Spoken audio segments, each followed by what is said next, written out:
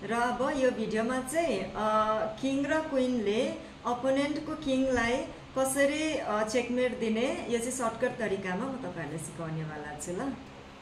र अब हामीले क्वीनलाई चाहिँ किङको तरफ लानुपर्छ नाइटको डिस्टेन्समा, त्यही कारण क्वीन आउँछ यहाँनिर।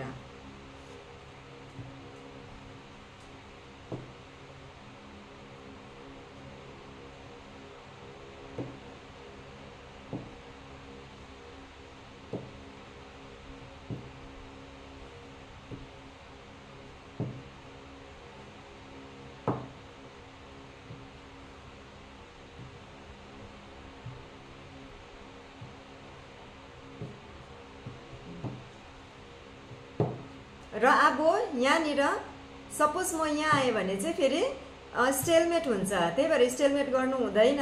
त्यही कारण चाहिँ म अब किङलाई अगाडि बढाउँछु चेकमेट दिनुको लागि चाहिँ।